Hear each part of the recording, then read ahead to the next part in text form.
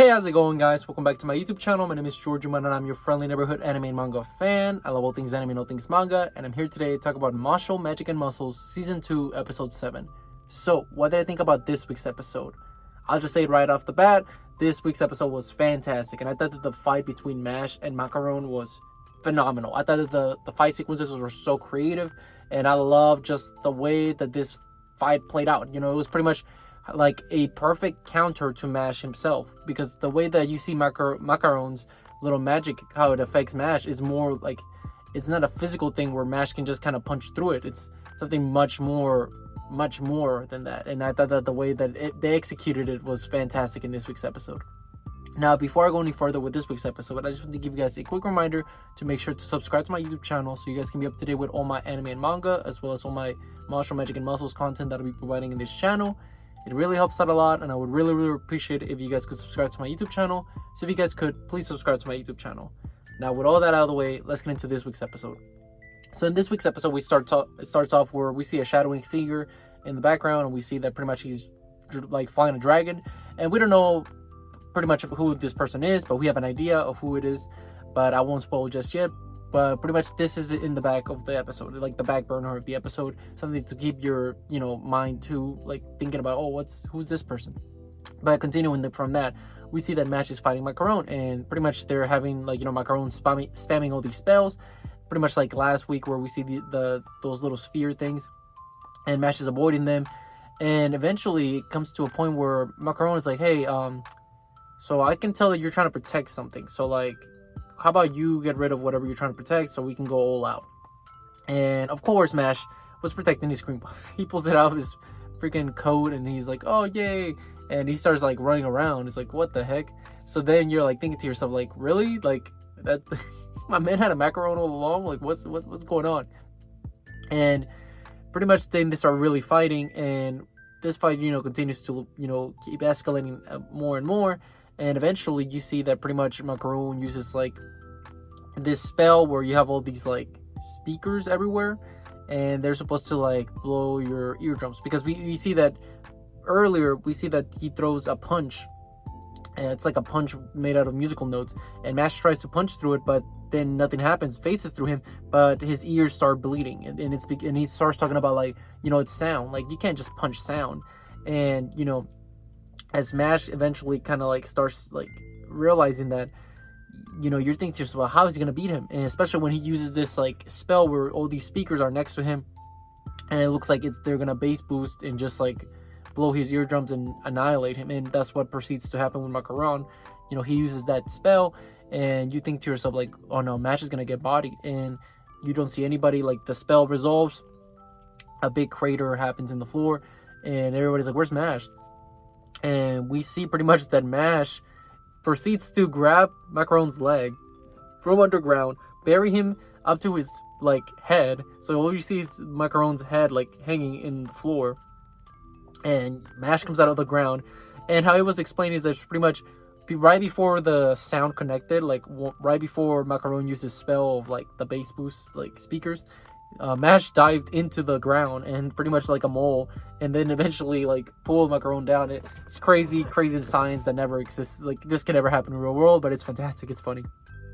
And we see pretty much Mash proceeds to just kick the living crap out of Macaron like a soccer ball, and that was a crazy kick. Like, I was like, oh, I felt that.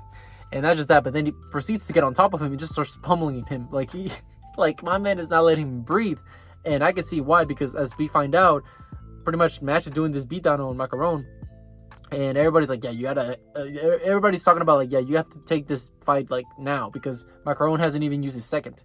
And Macaron then proceeds to throw us a huge wild card by showing us that he's his true form. Like, throughout it all, Macaron had been disguising himself, and we see that Macaron's true form, I guess, his full power, it looks like he looks younger, like way younger.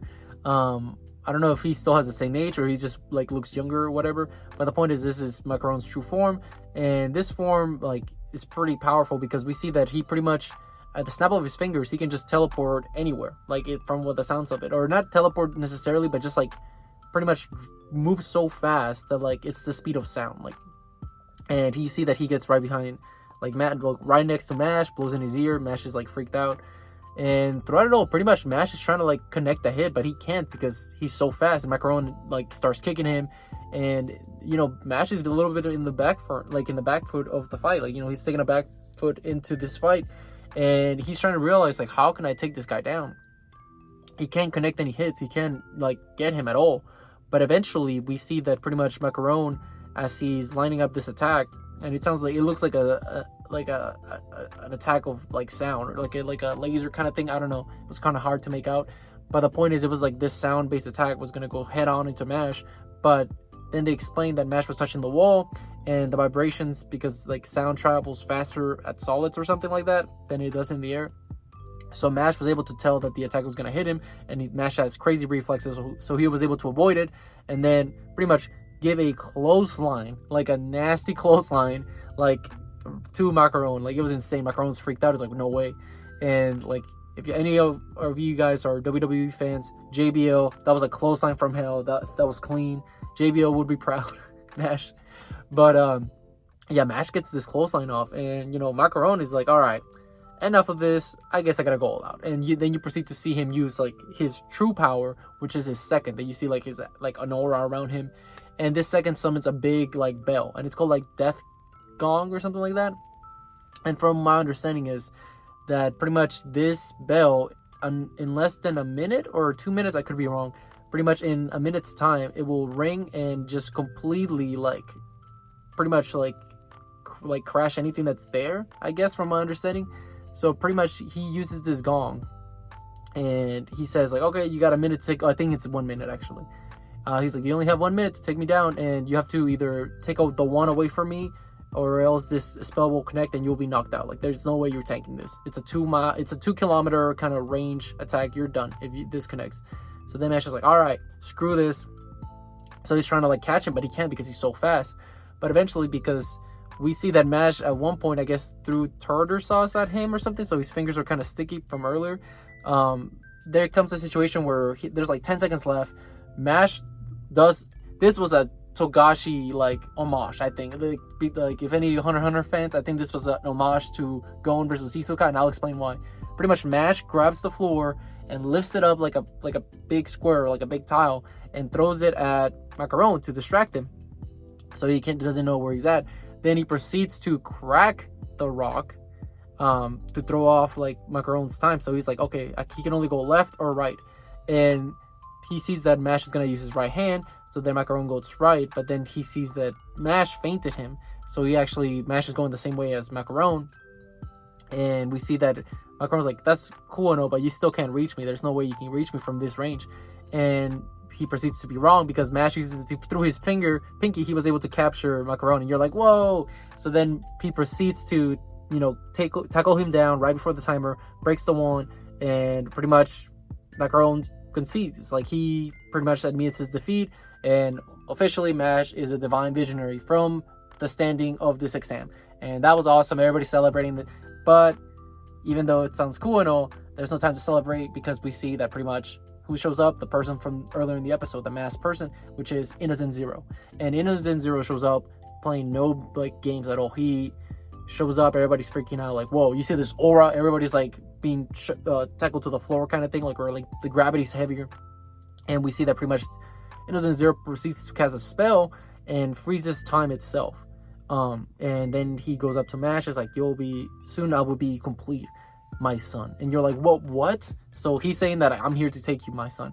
And Mash is obviously like in the state of, you know, just frozen in time. So nobody knows anything but except Heinsberg. Heinsberg shows up, the headmaster, and he's like, I will not let you take the boy. And how we end the episode off is pretty much Heinsberg about to have a showdown with Innocent Zero. So this was a great episode, great to build up next week's episode. So I can't wait, because this crazy plot twist of Mash being the kid of Innocent Zero, I was not seeing that coming, and I can't wait to see where the story goes from here. Now, with all that being said, what did you guys think about this week's episode? Did you guys love it? Did you guys hate it? Did you guys thought it was alright? Whatever you guys thought, let me know in the comment section down below.